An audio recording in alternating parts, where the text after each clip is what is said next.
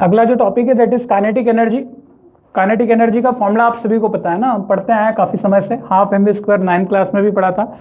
1/2 m मास होता है, v velocity. एक ऑब्जेक्ट होता है तो ऑब्जेक्ट के पास इसका मास होता है, और ऑब्जेक्ट जब भी मूव करेगा तो मान लीजिए ऑब्जेक्ट यहाँ से लेकर यहाँ तक आया पर्टिकुलर कुछ वेलोसिटी किससे, v से, ठीक है। तो इसके अंदर एक एनर्जी स्टोर होती है। आप देखते हो कि जब ये मान लीजिए कि ये बॉल है, और ये बॉल अगर यहाँ पर कोई आपने कोई लकड़ी का गट्टा यहाँ पे रखा हुआ है, जैसे ही बॉल वेलोसिटी से आती है यहाँ पर हिट करती है ना, तो ये जो होता है इधर उधर चला जाता है कहीं ना कहीं,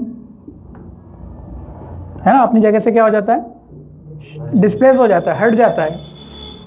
इसका मतलब ऐसा क्यों हुआ, क्योंकि इसके अंदर कुछ शक्ति थी, कुछ ताकत थी, जिसने कि क्या किया, इसको ऐसा धक्का मारा कि वो अपनी जगह से हट गया। तो इसके अंदर ये ताकत कहाँ से आई, मतलब इंटरनल पावर कहाँ से आया, ये इसीलिए आया क्योंकि ये मोशन में था।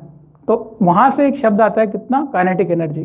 काइनेटिक एनर्जी का जो अगर हम इक्वेशन या फिर इसकी डेफिनेशन समझे तो काइनेटिक एनर्जी की डेफिनेशन होती है कि it gives the measure of work an object can do by virtue of its motion. ठीक है, तो जिस गुण के कारण, मतलब ऑब्जेक्ट के पास एक गुण है, उसको क्या कहते हैं, मोशन। उस मोशन के कारण कुछ उसने वर्क स्टोर किया है, कुछ वर्क डन किया है, इसके ऊपर कुछ वर्क डन हुआ होगा, फोर्स लगा होगा, तभी तो ये आगे गया हो गया। तो ये जो वर्क डन था वही किस फॉर्म में मेजर किया जाता है, काइनेटिक एनर्जी के फॉर्म में मेजर किया जाता है। और आगे हम पढ़ेंगे कि work done is store in the form of energy. Work क्या है, वर्क डन क्या होता है, एक तरीके से एनर्जी होती है। ठीक है, तो काइनेटिक एनर्जी किस के कारण होती है हमेशा, it is always possessed, energy possessed by the object due to its velocity. Object कैसा भी चल रहा हो, ऐसा चल रहा हो या फिर ऐसा चल रहा हो, आड़ा तिरछा कैसा भी चल रहा हो, ऑब्जेक्ट के पास मास और वेलोसिटी डेफिनेटली होगा। उन दोनों चीज़ों के कारण इसका काइनेटिक एनर्जी जो बनेगा दैट इज हाफ m/v²। ठीक है, ये एक स्केलर क्वांटिटी होती है। ठीक है, मतलब ये डायरेक्शन नहीं होती इसका कुछ भी कि उस तरफ है इस तरफ है, लाइक दैट। IJK के फॉर्म में इसको रिप्रेजेंट नहीं किया जाएगा, वेक्टर क्वांटिटी नहीं है इसलिए। तो ये इसमें काइनेटिक एनर्जी के बारे में इतना ही है। अब एग्जांपल दे रखा है आपको 6.4, ठीक है, NCERT में। तो ये क्या दे रखा है, थोड़ा देखते हैं अब इसको। न्यूमेरिकल प्रॉब्लम है। In ballistic demonstration police office fires a bullet of mass 50 gram with a speed of 200 meter per second on a soft plywood of thickness 2 centimeter। तो भैया ऐसा कुछ है सीन कि एक प्लाईवुड है, ठीक है, जिसका की थिकनेस कितना दे रखा है, 2 सेंटीमीटर। ठीक है, तो ये 2 सेंटीमीटर की थिकनेस का एक क्या है, प्लाईवुड है। अब यहाँ पे क्या हो रहा है, एक गन फायर कर रहा है पुलिसमैन, जिस वैसे बुलेट फायर हो रही है, जो कि कितने का मास है उसका, 50 ग्राम का। ठीक है, तो बुलेट मान लेते हैं यहाँ पे कुछ इस पर्टिकुलर पॉइंट पे अटैक करेगी। ठीक है, अभी 3 डायमेंशन डायग्राम बनना चाहिए पर अब 2D में से ही बनेगा। तो आपको 2 सेंटीमीटर का थिकनेस दे रखी है, बुलेट का मास कितना है, 50 ग्राम। तो लिखते जाओ, मास कितना दे रखा है आपको, 50 ग्राम। तो किलोग्राम में करना है हमें, तो 50 अपॉन में क्या कर लीजिए, 1000, तो कितना हो जाएगा किलोग्राम। कितनी वेलोसिटी से जा रही है ये, वेलोसिटी भी दे रखी है आपको कितनी, 200 मीटर पर सेकंड से जा रही है। ठीक है, the bullet energies with only 10%, the bullet emerges with only 10% of is initial kinetic energy. जब जो बुलेट यहाँ से निकल रही है, बाहर जब निकल रही है बुलेट, ठीक है ना, वो काइनेटिक एनर्जी से कितना हो रही है, मतलब काइनेटिक एनर्जी का कितना प्रतिशत हिस्सा हो जाता है उसका, 10% हिस्सा हो जाता है। हमारी बात समझ में, कितना हिस्सा हो जाता है, 10%। What is the speed of the bullet, मतलब आपको इस पॉइंट पर स्पीड क्या है वो पता करना है। क्वेश्चन तो समझ गए हैं। अब ये जो डायग्राम थोड़ा कॉम्प्लिकेटेड है, इस डायग्राम को अपन सीधा सा बना लेते हैं। ये इसका फ्रंट व्यू है, इस बुलेट के इस पॉइंट पर और इस पॉइंट पर, केवल 2 पॉइंट पर आपको निगाह रखनी है, क्योंकि बुलेट तो फायर हुई है यहाँ से लेकर यहाँ तक का हमें कोई मतलब नहीं है। हमें तो देखना है वेलोसिटी। इस पॉइंट पर वेलोसिटी कितनी है, जस्ट टच थी तब वेलोसिटी कितनी है, 50 मीटर पर सेकंड। सारी बात समझ में। इस पॉइंट पर बुलेट का मास कितना था, ये कैंसिल कर लो तो 520 1/20 किलोग्राम हो गया। ठीक है, 1/20 रख लेते हैं, 1/20 किलोग्राम। मास कितना हो गया, 1/20 किलोग्राम। ठीक है, अब 2 सेंटीमीटर का इसका क्या था, विड्थ था। जब बुलेट यहां से निकली जस्ट इस पॉइंट पर, सारी बात समझ में, तब वेलोसिटी बढ़ेगी कि घटेगी, ऑब्वियस सी बात है कम होगी, क्योंकि बीच में लकड़ी है ना। लकड़ी क्या कर रही, कितनी स्पीड कम कर रही, कितना काइनेटिक एनर्जी कम कर रही है, उसकी 10% काइनेटिक एनर्जी को तो सबसे पहले कम कर रही है। काइनेटिक एनर्जी निकालना है हमें। ठीक है, तो यहां पर वेलोसिटी क्या है, यहां पर जो वेलोसिटी फाइनल, इसको वी एफ बोल देते हैं, इसको क्या बोल देते हैं, वी आई। इनिशियली जब वो लकड़ी के गट्टे में जस्ट जा ही रहा होगा, बस जस्ट उस क्षण पर वेलोसिटी 50 थी। पर वो लकड़ी से जब बाहर निकली है ना, लकड़ी 2 सेंटीमीटर की गन आपने देखा होगा कि अंदर जाती है और जब बाहर निकलती है तो हल्की सी स्पीड कम होती है, मतलब स्पीड तो कम होती है काफ़ी सारी, और फिर नीचे गिर जाती है बाहर। ठीक है, तो ये आपको बताना है कि किस स्पीड से ये बाहर आएगी। और इस दौरान यहाँ पर ये जो होगा, इस पॉइंट पर, इसी पॉइंट पर एक और चीज़ हो रही है कि 10% काइनेटिक एनर्जी क्या हो रही है इसकी, काइनेटिक एनर्जी का कितना एनर्जी रह जा रहा है, केवल 10%। चलो तो काइनेटिक एनर्जी निकाल लेते हैं, उसका 10% कर दो आप, सीधी सी बात है। ठीक है, अच्छा मास बुलेट का इस पॉइंट पर भी कितना है, ये वीएफ तो हमारा क्वेश्चन मार्क है, क्या बुलेट का मास चेंज हो रहा है, नहीं, बुलेट का मास इस पॉइंट पे भी कितना है, 1/20 किलोग्राम। ठीक है, बुलेट का मास भी चेंज नहीं हो रहा है। अब काइनेटिक एनर्जी इनिशियल कितनी होगी, काइनेटिक एनर्जी इनिशियल कितनी होगी, इस पॉइंट पे काइनेटिक एनर्जी इनिशियल ले लेते हैं और इस पॉइंट पे काइनेटिक एनर्जी कुछ फाइनल ले लेते हैं। ठीक है, तो काइनेटिक एनर्जी इनिशियल कितना होगा, 12 mv², 12 m × v²। ठीक है, वो वेलोसिटी के लिए आता है, इनिशियल के लिए आई। हाफ मास कितना है, 1/20, वेलोसिटी कितनी है, 200 × 200, क्या कैंसिल होगा, वो ग्राम है। वेलोसिटी कितना दिया है क्वेश्चन में, अच्छा क्वेश्चन में कितना दिया है, 200 मीटर पर सेकंड। ठीक है, 200 मीटर पर सेकंड लिख लो उसको। ठीक है, चलो कैंसिलेशन करो, कितना आएगा काइनेटिक एनर्जी,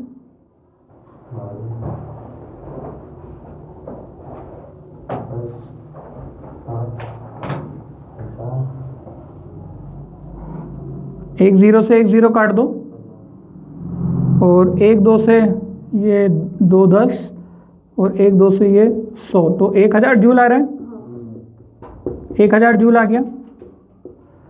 ठीक है, इसका 10% कितना होगा, 100।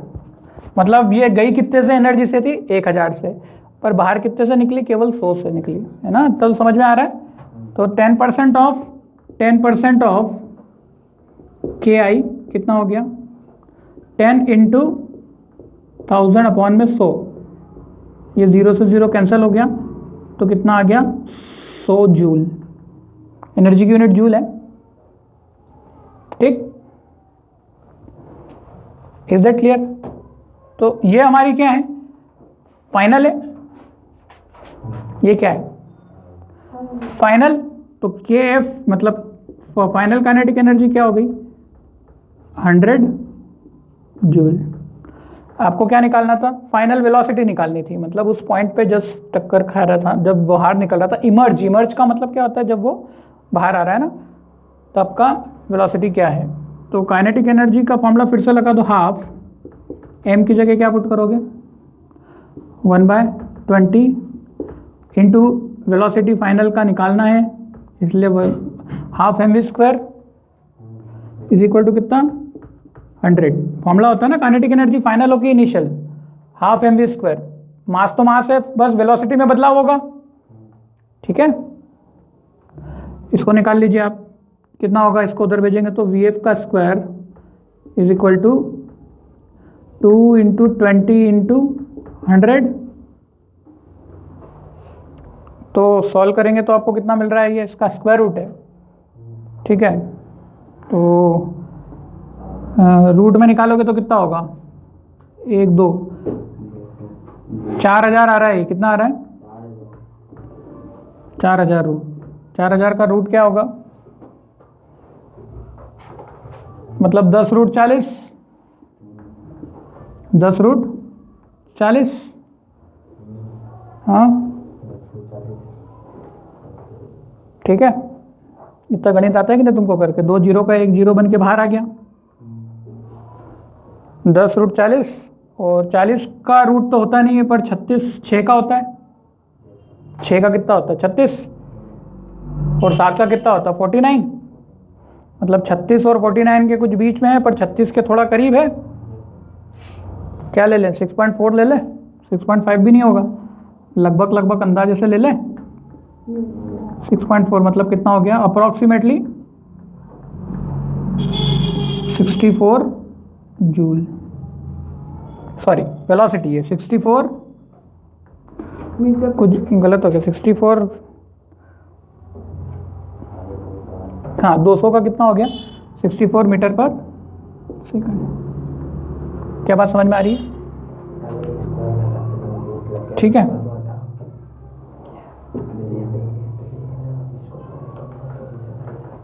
ठीक है, स्क्वायर हटेगा, रूट चढ़ जाएगा। तो ये अगली स्टेप में लिखना, मैंने इसको कंटिन्यूशन में लिख दिया यहाँ से, या तो इसको मैं डायरेक्ट हटा के रूट में लिख दूँ पूरा। तो 64 मीटर पर सेकंड अंदाजन आ गया है लगभग लगभग। अब 63.24 बुक ने दिया है, जो कि अब तुम एग्जैक्ट कैलकुलेशन निकालोगे तो आ जाएगा ना। तो 64 मीटर पर सेकंड ले लिया हमने, ठीक है लगा लेते हैं, हिसाब से चलेगा। तो ये आपका आ गया वेलोसिटी, बुक में दिया हुआ है 63.24, ठीक है, फाइनल 63.24 सब कुछ करके। तो अब अल्टीमेटली हो ये रहा है कि वेलोसिटी आप देख रहे हो ना कम हो गई। किसने कम कर दी, वो लकड़ी थोड़ा सा उस पर कुछ रेजिस्टेंस करेगी ना, इस दौरान घटते घटते वेलोसिटी कम हो गई। और सीधे सीधे जब वो बाहर निकल रही थी तो कितनी वेलोसिटी से निकली, 64 से निकली। ठीक है, तो आपको बस उस 2 पॉइंट पे बात करनी है। तो ये क्लियर हो गया, 200 से वेलोसिटी कितनी हो गई 64 मीटर पर सेकंड। घटी की बड़ी, ऑब्वियसली बात है, घट तो रही है, घटना भी चाहिए थी। ठीक है, कितना परसेंट घट गया, परसेंट निकाल सकते हो। अब क्वेश्चन आ गया एग्जाम में कि कितना परसेंट वेलोसिटी घट गया, परसेंट, तो कैसे निकालोगे। जब किसी चीज का घटना निकालना है कि कितना परसेंट घट गया, तो कैसे निकालते हैं, नहीं, परसेंटेज में कितना कमी आया, कैसे निकालते हैं। आपका इनिशियल स्पीड कितना था, स्पीड कितना था, इनिशियल 200 था, फाइनल कितना निकाला हमने अभी 64 निकाला। 64 ले लो, 63.24 बुक ने लिया, अपन सॉल्व करने में आसानी रहेगी। ठीक है, इसका मतलब आपको क्या निकालना है, परसेंटेज चेंज, कितना परसेंट ये चेंज हुआ। तो कितने का, 200 का, कितने का परसेंटेज निकालना है, 200 का। तो टोटल कितना था पहले 200 का, मतलब 64 हो गया 200 से, तो घटा कितना 200 माइनस 64। ये बचपन में निकालते थे ना कि कोई चीज़ 200 से 64 हो गई तो बताओ कितने परसेंट कम हो गई। तो ऐसे ही निकालते थे, 200 से 64 माइनस कर दो तो कितना आ जाएगा, और इंटू 100 तो कितना दे रहा है ये 136। ये तो कैंसिल हो गया, 136 अपॉन में 200 अपॉन 2, मतलब कितना आ रहा है लगभग 68%। बुक ने कितना दिया है 68.5%। कारण वो पॉइंट का इफेक्ट, उसने पॉइंट की गड़बड़ करी थी तो अपनी थोड़ी बहुत हेरा फेरी आ गई है, पर अपन ने हिसाब से निकाल दिया। ठीक है, क्वेश्चन में पूछा नहीं था आपसे परसेंटेज कितना चेंज आ रहा है, what is the emergent speed of bullet पूछा था बस। बाकी एक्स्ट्रा इन्फॉर्मेशन बुक में भी दी थी, मैंने भी दे दी। ठीक है, तो अब इसको रोक दो। अब जो नेक्स्ट हमारा टॉपिक है that is work done by a variable force. ठीक है ना, पर एक अजीब सी बात ये है कि हेडिंग जो आई है that is work done by variable force. इसके पहले हेडिंग क्या आनी चाहिए थी बुक से, work done by constant force, परंतु वो हेडिंग आई नहीं और सीधे उसने क्या सिखाया, वर्क डन। क्या सिखाया, वर्क डन सिखाया। उसने कांस्टेंट और वेरिएबल का नाम लिया ही नहीं। जब उसने सिखाया तो भी नहीं बताया कि ये फोर्स कैसा है। पहले तो सबसे पहले कांस्टेंट और वेरिएबल की डेफिनेशन समझो। अब आपको पता है कि एग्जैक्टली क्या होता है। जैसे मान लीजिए कि यहाँ पर एक कोई लकड़ी का बॉक्स रखा हुआ है, ठीक है, आप इसके ऊपर फोर्स लगा रहे हैं। क्या लगा रहे हैं, इसके ऊपर फोर्स लगाते हैं। तो आप क्या कर रहे हो कि एक जैसा फोर्स लगा रहे हो। क्या लगा रहे हो, एक जैसा फोर्स लगा रहे हो। मतलब आपने यहाँ से लेकर यहाँ तक कड़ी मेहनत करी और इसको यहाँ पर खसका दिया और हर बार आपने कितना फोर्स लगाया, 100 न्यूटन। मतलब आपके फोर्स में कोई जरा सी भी रत्ती भर कमी नहीं हुई। क्या बात समझ में आ रही कि नहीं आ रही। मतलब आपने इस बक्से को यहाँ से यहाँ तक खसका दिया जो कि कुछ 10 मीटर का था, अंदाजन ले लो, और आपने कितना फोर्स लगा दिया, 100 न्यूटन। आपने जरा सी भी कमी नहीं की, आपको थकान महसूस नहीं हुई, कुछ भी नहीं हुआ, आपने एक जैसा फोर्स लगाया। तो अब आपने फोर्स लगाया 100 न्यूटन का 10 मीटर की के दौरान वो गाड़ी डिस्प्लेस हुई या जो भी बॉक्स डिस्प्लेस हुआ, तो वर्क डन कितना हुआ, फोर्स इनटू डिस्प्लेसमेंट। और थीटा तो 0 ही है, कॉस 0 कितना होता है 1, तो मैं ले नहीं रहा हूँ क्योंकि दोनों एक ही डायरेक्शन में जा रहे हैं। अप्लाइड फोर्स की बात कर रहे हैं तो वर्क डन कितना हुआ, अप्लाइड फोर्स कितना हुआ 100 और इंटू 10 तो कितना हो गया 1000 जूल। आ रही बात समझ में, ठीक है। तो इसके ऊपर वर्क डन कितना हुआ, 1000 जूल का वर्क डन हुआ। अच्छा, इतना वर्क डन हुआ इसमें, अब ये समझ गए। तो ये तो क्या था, कांस्टेंट फोर्स था। कैसा फोर्स था, मतलब आपको बताया नहीं गया था। ये एक अंडरस्टूड सी बात है कि अगर कोई चीज़ यहाँ से वहाँ पर गई तो आपने फोर्स अल्टीमेटली 100 न्यूटन का ही लगाया और बॉडी यहाँ से वहाँ खसक गई। ठीक है। अब आपको लाइफ में ऐसा नहीं होता है। लाइफ में क्या होता है कि इंसान थकता भी है ना। वो क्या करता है कि पहले धक्का लगाया, फिर थोड़ा उसका धक्का कम होता है, फिर तेज लगाया, फिर धीरे लगाया। मतलब वेरिएशन आते हैं उसके फोर्स में, आते हैं कि नहीं आते हैं। आप किसी भी बॉडी पे धक्का लगाते हो तो अभी तो चलो अपन मान लिया कि जैसे एक जैसा लगा दिया तो लगा दिया, पर जैसे कार पे भी आप लगाए हो तो कार पे मान लो एक इंसान लगातार नहीं लगाता है। कार पे क्या लगाते हैं, मान लो कि कार को धक्का लगाना है और तो भी क्या होता है, कार एक जैसा फोर्स नहीं लगाते हैं। एक इंसान थकने लग जाता है इतनी देर में, फिर वो हाथ छोड़ देता है, तब तक फिर दूसरा धक्का मारता है, तब तक कार धीरे होती है, फिर वापस से दूसरा जो थका हुआ था वो लगाने लगता है तो दूसरा और हाथ छोड़ देता है। तो ओवरऑल फोर्स की बात करें अपन, 3 लोग धक्का मार रहे हैं तो तीनों का जुड़ के फोर्स की बात कर लो। तीनों का जुड़ के फोर्स क्या आ रहा है, बदल के आ रहा है। या तुम बॉक्स पे ही धक्का लगा रहे हो तो कभी तुम जोर से लगा देते हो, कभी क्या है धीरे लगाते हो। तो आपका जो फोर्स है उसमें क्या है, चेंजेस है। फोर्स में क्या है, बदलाव है। जैसे क्या, इसको इस तरीके से बताया है कि मान लेते हैं कि ऑब्जेक्ट इनिशियली कहाँ पे रखा था, xi, ये ऑब्जेक्ट की इनिशियल पोजीशन है और ये किसी पोजीशन है ऑब्जेक्ट की फाइनल पोजीशन। पहले ऑब्जेक्ट पे फोर्स कितना लगा, इतना लगा। ये एफ का ग्राफ है, ये y एक्सिस पर कौन है, फोर्स, जो कि फिक्स नहीं है, x के अकॉर्डिंग वेरी कर रहा है, कुछ भी वेरी कर रहा है। अच्छा, वेरिएशन कैसे होते हैं, आपकी एक इक्वेशन होती है, जैसे y इज इक्वल टू, मैंने कहा fx, तो y is a function of क्या है, x। तो इसके मैं क्या लिखता हूँ, मैं जनरली ऐसा नहीं लिखता हूँ, y is equal to 2x plus 3, फिर हम इक्वेशन लिखते हैं कि नहीं लिखते हैं, है ना। मतलब y क्या है, बदल रहा है, किसके हिसाब से बदल रहा है, रूप बदल लेगा x के हिसाब से। अगर x को 1 रखोगे तो y कितना हो जाएगा 5, x को 2 रखोगे तो y कितना हो जाएगा 2 to the 4 प्लस 3 7, x को 0 रखोगे तो y कितना हो जाएगा 3 हो जाएगा। मतलब x बदल रहा है तो वाई भी बदल रहा है, मतलब ये वेरिएशंस है इसमें। फंक्शन कुछ भी हो सकता है, मैं कल को चाहूँ तो इसके ऊपर स्क्वायर लगा दूँ, क्या हमेशा एक्स रहेगा क्या? नहीं। तो मैं ठीक उसी तरीके से फोर्स भी दे सकता हूँ आपका, कि जो आपका फोर्स है डिस्टेंस के हिसाब से बदल रहा है। मतलब मैंने जो एफ ऑफ एक्स है, एफ ऑफ एक्स की वैल्यू 10 न्यूटन फिक्स नहीं है, मेरी वैल्यू एफ ऑफ एक्स की वैल्यू कितनी है, 2 इंटू एक्स प्लस 3 है। कितनी है? 2 इंटू एक्स प्लस 3 है। मतलब जैसे जैसे एक्स का वैल्यू बढ़ रहा है कुछ फोर्स भी मेरा बढ़ रहा है। मतलब ये तो पुट कर करके पता चलेगा बढ़ रहा है कि घट रहा है। हो सकता है कि भाई मेरा जो फोर्स है, हो सकता है मान लो ये F1 दिया है, F2 है, हो सकता है क्वेश्चन में ऐसा दिया हो केवल 2/x।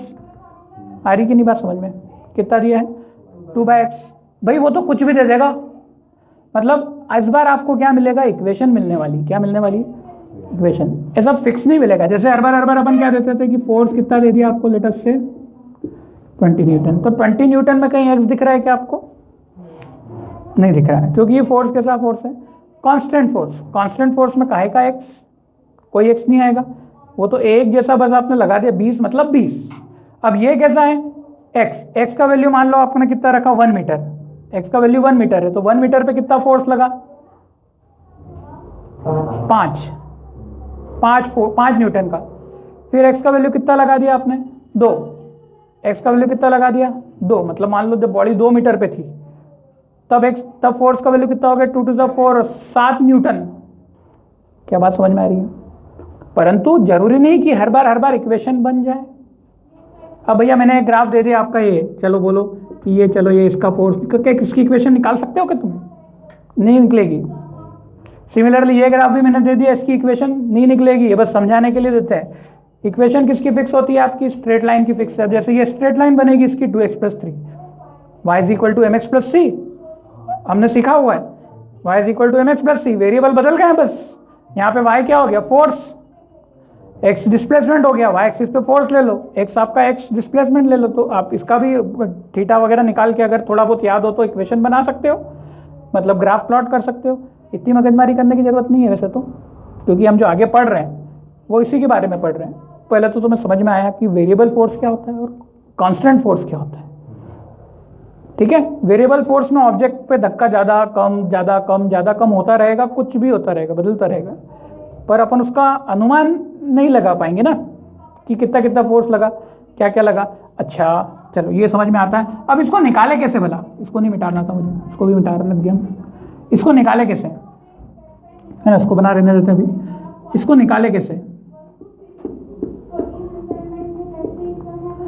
ठीक है कि जैसे मान लो एक ऑब्जेक्ट है, अभी मैं कुछ पॉइंट ले लेता हूँ। क्या ले लेता हूँ? कुछ पॉइंट ले लेता हूँ।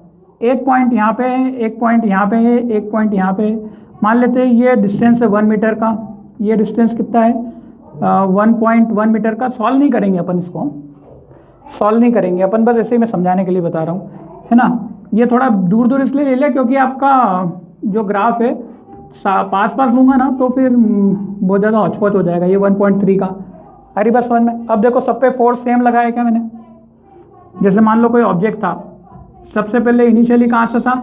0 से 1 पे, मतलब 1 मीटर से शुरू कर रहे हो, वही अपना इनिशियली मान लो, या 0 से शुरू किया। यहाँ पे रखा था ऑब्जेक्ट, यहाँ पे फोर्स क्या किया आपने? ज़्यादा लगाया। मान लो यहाँ कितना फोर्स लगाया? 5। ये कितनी वैल्यू है? 5।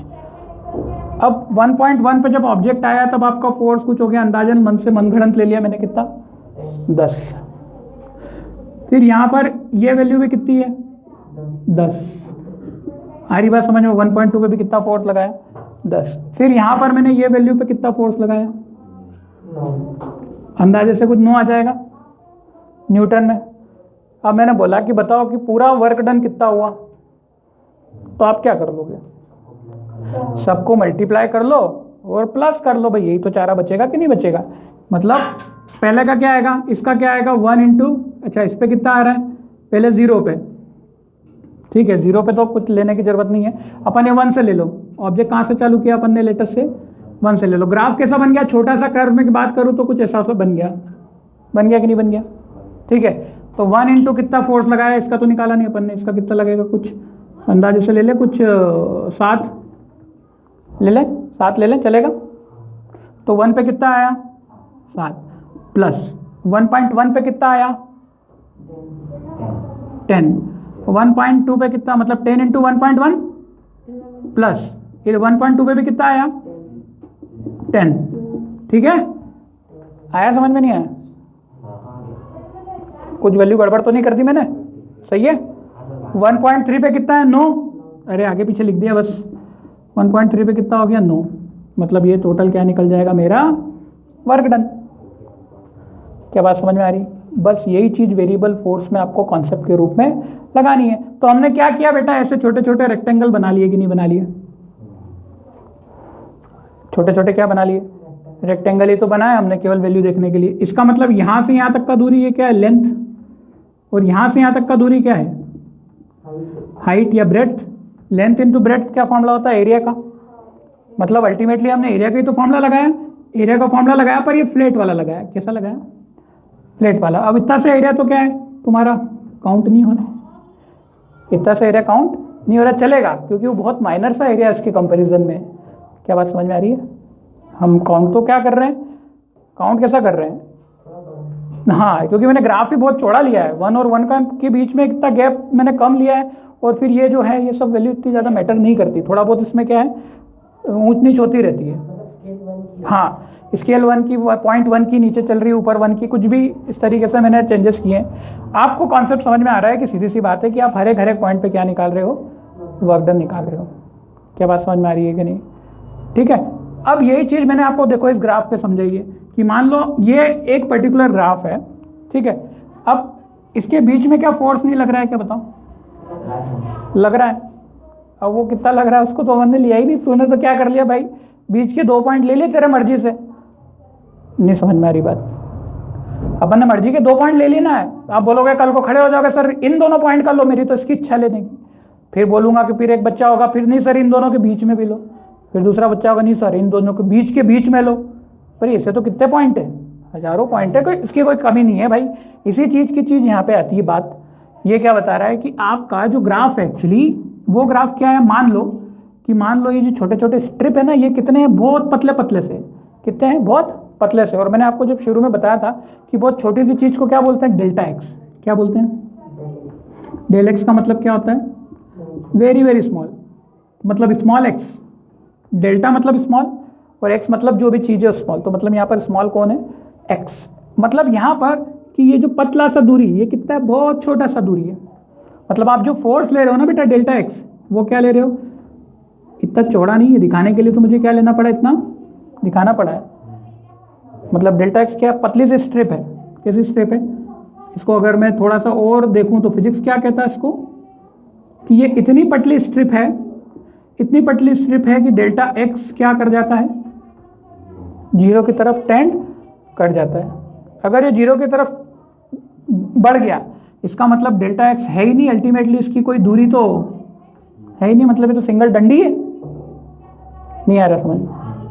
अगर ये सिंगल डंडी है तो सिंगल डंडी के कारण फोर्स क्या निकलेगा, एक पॉइंट का, बिंदु का फोर्स निकलेगा, उस पॉइंट का निकल जाएगा। सिमिलरली अगले ही क्षण पे एक और डंडी है जो इससे बिल्कुल चिपकी हुई है, अभी तो मुझे थोड़ा दूर बनाना पड़ेगा आपको, उसका फोर्स भी क्या है, एक सिंगल सा, एक टिपकी सा आएगा बिंदु का पॉइंट। मतलब कुछ एक फिक्स वैल्यू आएगी ना, आप 2 वैल्यू कैसे निकाल सकते हो एक पॉइंट पे, ये समझ में आ रही कि नहीं? क्योंकि डेल्टा एक्स एक लेंथ है। अब डेल्टा एक्स लेंथ है तो एक बच्चा बोलेगा कि सर एक पे फोर्स यहाँ लग रहा है और एक पे यहाँ पे लग रहा है। अगर दोनों की फोर्स काउंट करोगे तो एक पे फोर्स कम और एक पे फोर्स क्या है, ज़्यादा। पर अपन ने क्या मान लिया कि भाई स्ट्रिप इतनी मोटी है ही नहीं, स्ट्रिप क्या है, पतली है।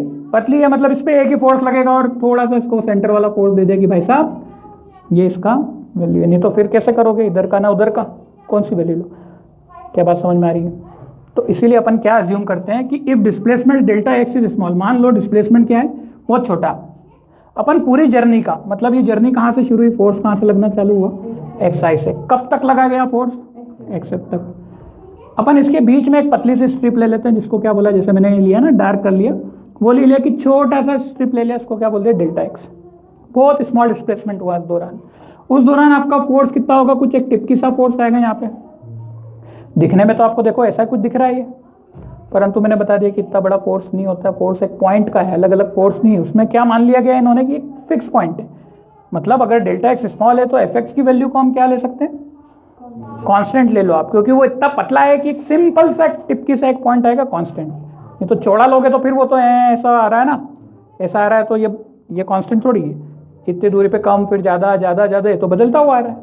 तो हमें क्या ले लेना है, डेल्टा एक्स अगर बहुत स्मॉल है तो एफ एक्स क्या है, कांस्टेंट। अब इसका मतलब ये है कि अगर मैं सबका फोर्स निकालना है तो अल्टीमेटली इस पॉइंट का भी निकाल, सबका वर्क डन निकालना है, इस पॉइंट का, इस पॉइंट का, इस पॉइंट का, ये जितने भी पॉइंट है सबके वर्क डन को क्या निकाल सकता हूं मैं, कैसे निकालूंगा, एडिंग कर दूंगा। एडिंग का मतलब क्या होता है, जोड़ दूंगा। जोड़ने के लिए क्या सिंबल यूज होता है आपको पता है बहुत अच्छे से, समेशन। इसको पूछेगा नहीं कोई अब, समेशन। अभी हमने स्टैटिस्टिक्स बहुत तगड़े से किया हुआ है। समेशन किसका कर देना है, फोर्स और उस डेल्टा एक्स का, मतलब समेशन मतलब जोड़े।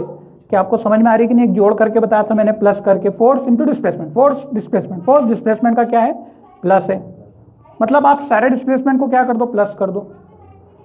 तो ये आपको क्या मिल जाएगा, एक इक्वेशन मिल गई। ये क्या मिल गई, वर्क डन की, कि वेरिएबल फोर्स अगर है तो सारे वेरिएबल फोर्सेस का अलग अलग डिस्प्लेसमेंट और अलग अलग फोर्स को मल्टीप्लाई करके और सबको क्या कर दो, जोड़ दो, आ जाएगा आंसर। अब एक्चुअल में क्या था कि साइंस यही नहीं रुका, बोले कि यार सर हमको ऐसा थोड़ी ना करते हैं कि यहाँ फोर्स लगाया, फिर यहाँ लगाया, फिर यहाँ लगाया, हमारा फोर्स डिस्क्रीट थोड़ी होता है, बीच में भी तो होती है जगह। क्या इस जगह का तुम क्या करोगे, आप ये जो जगह है इसको खाली ले लोगे क्या, इसको खाली थोड़ी लेंगे हम। तो ये अपन इसको डिस्क्रीट फॉर्म बोलते हैं। डिस्क्रीट मतलब क्या, 20 वैल्यू दे दी, 10 वैल्यू दे दी, तो अपन उसका जोड़ लेंगे। पर क्या 10-20 वैल्यू के बीच में भी तो कुछ वैल्यू है, फोर्स तो एक जैसा लग रहा है, कुछ ना कुछ लग रहा होगा। तो उसके लिए अपन क्या टर्म आजमाते हैं, उसके लिए यहाँ पे दिया है कि मान लो डेल्टा एक्स क्या कर रहा है, टेंड्स टू 0। यहाँ तक भी डेल्टा एक्स था बहुत छोटा सा था, यहाँ पे था बहुत स्मॉल। अब यहाँ अपन ने क्या तरकीब लगाई, स्मॉल नहीं, यहाँ पे तो क्या है, 0 ही हो रहा है भाई। क्या हो रहा है, 0। अल्टीमेटली यहाँ पे भी बहुत छोटी छोटी पतली स्ट्रिप थी, पर एग्जैक्टली 0 नहीं माना था अपन ने। अब यहाँ पे हम स्पेशली कितना मान रहे हैं, 0 ही है। अब कितना है, 0। जब ये 0 होता है तो यहाँ पे एक चीज याद रखनी पड़ेगी आपको, ये कि आपको क्या लिखना पड़ता है, limit delta X tends to 0। अभी मैंने बताया था इसके पहले लिमिट में। इसके बाद समेशन एक्स आई से एक्स एफ, ये तो समझ गए। एक्स आई से लेकर एक्स एफ तक सारे जितने भी पॉइंट आएंगे, ये और भी पॉइंट होंगे इसके बीच में, सबको क्या है लेके और क्या कर दो, मल्टीप्लाई करके जोड़ दो। अच्छा, तो बस मैंने क्या कर दिया, डेल्टा एक्स टेंड्स टू क्या कर दिया, 0, और बाकी सब तो देखो ये सेम ही है, ये इक्वेशन। अब जब ऐसा होता है तो बेटा ये किस में कन्वर्ट हो जाती है, इंटीग्रेशन में। याद रखना, ऐसा होता है तो ये पूरा का पूरा, ये समेशन और ये दोनों मिलके किस में कन्वर्ट हो जाता है, इंटीग्रेशन। इसको याद रख लो आप, किस में कन्वर्ट हो जाता है, इंटीग्रेशन में। आ रही बात समझ में, ये किस में कन्वर्ट हो जाता है, इंटीग्रेशन में कन्वर्ट हो जाता है। डेल्टा एक्स क्या बदल जाता है, डी एक्स में बदल जाता है। डेल्टा एक्स किस में बदल जाता है, डी एक्स में बदल जाता है, बस। तो ये क्या हो जाएगा, इंटीग्रेशन ओवर एक्स आई से लेकर एक्स एफ तक, किसका इंटीग्रेशन कर देना है, फोर्स का। किसके रिस्पेक्ट में, डी एक्स, मतलब एक्स के रिस्पेक्ट में। कहां से लेकर कहां तक कर देना है, एक्स आई से लेकर एक्स एफ तक। अल्टीमेटली ये क्या देगा, ये हमें क्या देगा, ये हमें एक क्या देगा, एरिया देगा। क्या देता है ये, एरिया। मतलब इसकी मदद से हम क्या निकालते हैं, एरिया। इसका मतलब ये है कि एक्स आई से एक्स एफ तक का अगर तुमने एरिया निकाल दिया, ये सब ठीक है। याद रखना, एक्स एक्सिस पर कौन है, डिस्प्लेसमेंट, और वाई एक्सिस पर कौन होना चाहिए, फोर्स। तो ऑब्जेक्टिव में क्वेश्चन आएगा आपको पक्का, what is the area under the force and displacement curve. इसका क्या निकला, अब एक कर्व बना आपका, देखो ये क्या है, कर्व है, कैसा भी बनाना है, जिसकी जैसी इच्छा हो बना सकता है। उसके बीच का एरिया क्या होगा, देखो यहाँ से शुरू हो रहा है और यहाँ पर खत्म हो रहा है, तो इसका एरिया यही होगा पूरा, जो भी एक्स एक्सिस के ऊपर होगा। That area will be known as the work done. मतलब area under the curve is known as the work done. और एरिया अंडर द कर्व कैसे निकाला जा सकता है, आप यहाँ से लेकर यहाँ तक क्या कर दो, इंटीग्रेट कर दो, मतलब जोड़ दो। जोड़ दोगे तब कब जोड़ोगे, जब छोटी छोटी वैल्यूज है, कुछ डिस्क्रीट मतलब अलग अलग है वैल्यूज, नंबर है, 10-15 नंबर को तो जोड़ सकते हैं, पर करोड़ों नंबर को कैसे जोड़ोगे आप। तो उसके लिए अपन क्या कर देते हैं, डेल्टा एक्स टेंड्स टू 0, और ये याद रखेंगे। ऐसा होता है तो ये किस में कन्वर्ट हो जाता है, इंटीग्रेशन। अगर आज रात याद रख लिया तो 12th में मजे करोगे, बार बार आएगी ये चीज़। जो चीज़ बार बार आती है ना उसको याद रख लेना चाहिए, हर बार आएगी ये। फिर मैं फिर बताऊंगा, फिर बोलोगे सर ये कैसे आया, फिर बताऊंगा, फिर बोलोगे सर ये कैसे आया। तो ये मैथ्स का एक टूल है जिसमें क्या होता है कि समेशन का अगर ये होता है तो किस में कन्वर्ट हो जाता है, इंटीग्रेशन में। ठीक है, इंटीग्रेशन एरिया निकालने के लिए यूज़ किया जाता है। मतलब आप किसी भी कर्व का एरिया निकाल सकते हो उसकी मदद से, बस उसकी इक्वेशन आपको पता होनी चाहिए, कर्व की इक्वेशन पता होनी चाहिए। अब यहाँ इस कर्व आड़े तिरछे कर्व की कोई इक्वेशन नहीं बनेगी, इसको इसलिए आपको क्या करना पड़ेगा, थोड़ा सा इसको किस तरह मानना पड़ेगा, स्ट्रेट मानना पड़ेगा। तो इतना तो अजम्पशन ले सकते हैं, स्ट्रेट का आपका आ जाएगा। ठीक है, तो ये था आपके पास force due to work done. अब न्यूमेरिकल करते हैं और समझेंगे इसको। फाइंड वर्क, अब वर्क फाइंड करना है आपको। ठीक है, given first F of X is equal to दे रखा है आपको 2x + 7 from x is equal to 2, x is equal to 1 metre to x is equal to 2 metre. ठीक है, 1 मीटर से लेकर 2 मीटर तक क्या करना है, वर्क डन निकालना है। आ रही बात समझ में? x लगा हुआ है तो दिमाग में क्या घुसेगा, कौन सा फोर्स है, वेरिएबल फोर्स। वेरिएबल फोर्स का फॉर्मूला क्या होता था, इंटीग्रेशन कहाँ से कहाँ तक, x इनिशियल कितना है 1, x आई कितना है 1, इनिशियल पॉइंट कितना है, ये आपका इनिशियल पॉइंट है, और फाइनल पॉइंट कब तक जा रहे हो आप 2 तक। तो 1 से लेकर कहाँ तक इंटीग्रेट कर रहे हो आप, 2 तक इंटीग्रेट कर रहे हो। किसको इंटीग्रेट कर रहे हो, 2x + 7 को इंटीग्रेट कर रहे हो, और साथ में क्या लगा रहे हो, dx। फॉर्मूला क्लियर है? वर्क डन का फॉर्मूला क्या होता है हमारा, work done is equal to integration from xi से लेकर xf f ऑफ x और dx। ये आपका फॉर्मूला था। अब यहाँ पर आपत्ति ये है कि डिफरेंशिएशन कैसे, इंटीग्रेशन कैसे करें, इंटीग्रेशन कैसे करें। अब इंटीग्रेशन के लिए मैं बता दूं, मैंने आपको एक ही फॉर्मूला बताया कि इंटीग्रेशन ऑफ x की पावर n कितना होता है, x with respect to dx। Integration of x की power n with respect to dx कितना होता है, x की पावर n+1 अपॉन में n+1। ये चीज़ आपको पक्के से पता होनी चाहिए। अगर ये नहीं पता है तो फिर याद कर लो। ठीक है, इंटीग्रेशन का फॉर्मूला होता है, मतलब x के ऊपर जो भी लगा होता है उसको बोलते हैं n। अच्छा, अब यहाँ पर 2x + 7 दोनों का इंटीग्रेशन करना है। अच्छा, और ये लिमिट है, इसको क्या बोलते हैं, लिमिट। तो इंटीग्रेशन 2 टाइप का होता है, एक लिमिट वाला होता है और एक बिना लिमिट वाला। अब यहाँ पे लिमिट है तो मैं आपको पूरा बता देता हूँ। ठीक है, लिमिट वाला होता है तो हम क्या करते हैं, सबसे पहले तो यहाँ पर 2 है तो आपको क्या करना पड़ेगा, दोनों का इंटीग्रेशन करना पड़ेगा। एक 2x को और +7 को अलग तोड़ना पड़ेगा, क्योंकि बीच में क्या है, प्लस है ना। तो मैं इंटीग्रेशन करूँगा यहाँ पे तो क्या मिल जाएगा आपको, इंटीग्रेशन 1 से लेकर 2 तक, 2x को अलग तोड़ लिया और प्लस इंटीग्रेशन 1 से लेकर ये dx भी लिखा करो साथ में, और 7 को अलग तोड़ लिया और dx। क्या बात समझ में आ रही है? अब आपको पता होना चाहिए कि जब कांस्टेंट चीज़ इसमें मल्टीप्लिकेशन में होती है, कांस्टेंट चीज़ क्या होती है, मल्टीप्लिकेशन में होती है। जैसे 2 के साथ क्या लगा है, x, या फिर ऐसा बोलो x के साथ क्या लगा है 2 क्या है, कांस्टेंट है, इसीलिए वो इंटीग्रेशन के क्या आ जाता है, बाहर। मतलब उसका इंटीग्रेशन नहीं होगा, वो बस मल्टीप्लाई होगा। ये x के साथ मल्टीप्लाई था इसलिए मैं 2 को क्या कर लेता हूँ, बाहर। सिमिलरली यही हाल मैं किसके साथ करूँगा, अच्छा यहाँ प्लस है तो प्लस, 7 के आगे पीछे x नहीं लगा है तो 7 क्या है, अपना कांस्टेंट है, 7 को भी क्या कर लिया आपने, बाहर कर लिया। मतलब यहाँ पर कुछ नहीं बचा। आप बोलोगे सर 0 लगा दो, 0 थोड़ी होगा, 0 लगा दोगे तो फिर 0 हो जाएगा। बचा कितना, 1।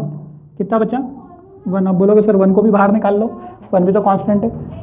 पर 1 को क्या लिख सकते हैं, x की पावर 0। 1 को क्या लिख सकते हैं, इतना तो सभी को पता है, किसी की भी पावर 0 कितना होता है, 1। इसीलिए हमने कितना लिख लिया, x की पावर 0। x की पावर में ही क्यों लिखा मैंने, क्योंकि मुझे n पता करना जरूरी है। फॉर्मूले में क्या है मेरे पास, n है ना पावर में, तो मुझे n क्या पता चलेगा वहाँ से।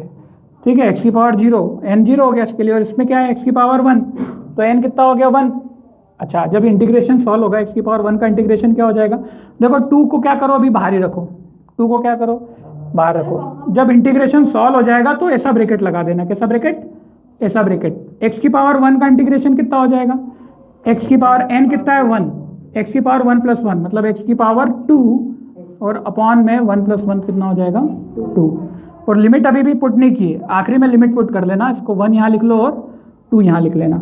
बिना लिमिट का तो इंटीग्रेशन हो गया। सर वहाँ पर x की पावर में 1 क्यों लिखा? अरे कुछ भी नहीं है तो लिख सकते, 1 नहीं आएगा क्या, सर वहाँ पर 0 एक्स की पावर 0, यहाँ तो एक्स मौजूद है ना, यहाँ एक्स थोड़ी ना था, एक्स नहीं मौजूद है तो कैसे बताएंगे उसको, पावर 0 में। तो बचपन में पढ़ा था, नहीं पढ़ा था क्या?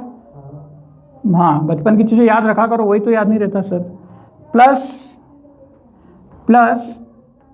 7, एक्स की पावर 0 का फॉर्मूला क्या होगा?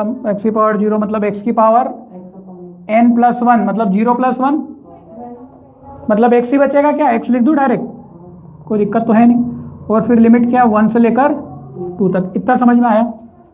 नहीं आया? ये डायरेक्ट फॉर्मूला पुट कर दिया अभी अपन ने, ठीक है? तो अभी याद रख लो, क्लियर है? इतना आएगा तुमको करते, मतलब इंटीग्रेशन करते तुमको इसमें आना चाहिए। अब 2 को क्या है, बाहर ही रखो।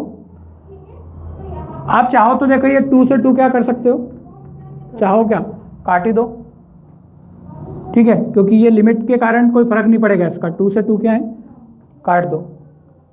अब अल्टीमेटली सॉल्व होके और छोटा हो गया हमारा क्वेश्चन, कितना हो गया, x² 1 से 2 + 7x 1 से 2। अब 1 से 2 का क्या करना है, लिमिट पुट कर दो। फॉर्मूला क्या होता है, upper limit minus lower limit. Question solve किए थे अपन, एक बार x² में क्या पुट करेंगे, x की जगह 2 पुट करेंगे, फिर माइनस साइन लगा के x की जगह क्या पुट करेंगे, 1 पुट करेंगे। तो upper limit minus lower limit का क्या आ जाएगा वैल्यू, 2 का स्क्वायर, मैं पूरा लिख देता हूँ, ठीक है, -1 का स्क्वायर। फिर इधर भी वही करेंगे, 7 × x की पावर क्या, 2 माइनस x की जगह क्या रखेंगे, 1। अब इसको सॉल्व कर लो, 2 का स्क्वायर होगा आपका 4, 1 का स्क्वायर 1, तो 4 - 1 और +7 और 2 - 1 कितना, 1, 4 - 1 कितना, 3 और 7, 3 + 7 कितना आ गया आपका, 10 जूल। तो 10 जूल आपका टोटल वर्क डन आ गया। ठीक, क्या आपको समझ में नहीं आया? आया? क्लियर है? चलो फटाफट दूसरे क्वेश्चन का आपको क्या निकालना है, अब वर्क डन निकालना है। 2x + 3x², ठीक है, लिमिट है कहाँ से कहाँ तक, 2 से लेकर 3 तक, लिमिट है 2 मीटर से लेकर 3 मीटर तक। फटाफट इसको निकालना चालू करें, सब कुछ वही रहेगा, ठीक है। फिर क्या होगा कि ये क्वेश्चन कर लोगे ना तो बुक वाले क्वेश्चन हो जाएंगे। बुक में एक क्वेश्चन इंटीग्रेशन का दे रखा है जो कि आपसे नहीं होगा, जिसमें जो कि लॉग का क्वेश्चन होता है ना, तो लॉग वाला क्वेश्चन आप नहीं कर पाओगे अभी, ठीक है, वो 12th में होगा थोड़ा आपसे। तो ये कितना हो जाएगा आपका वैल्यू,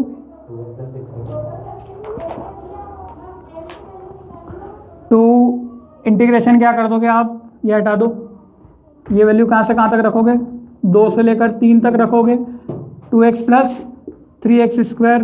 अभी ये भी 2 भागों में टूटेगा, प्लस है इसलिए मल्टीप्लाई में मत तोड़ देना, मल्टीप्लाई का फॉर्मूला नहीं होता है अभी इंटीग्रेशन में, वो आप बाद में सीखोगे 12th में, ठीक है।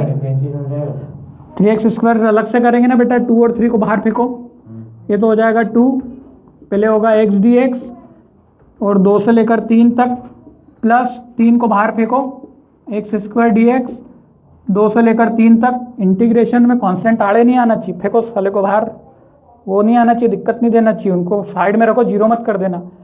सेम चीज़ अपन डिफरेंशिएशन में भी करते थे, अगर याद हो, डिफरेंशिएशन में भी ये क्या हो जाता था, बाहर आता था, जीरो नहीं होता था। डिफरेंशिएशन अकेले का जीरो होता था, कांस्टेंट का अकेला, मतलब +2 + 3 होता था, तो है ना।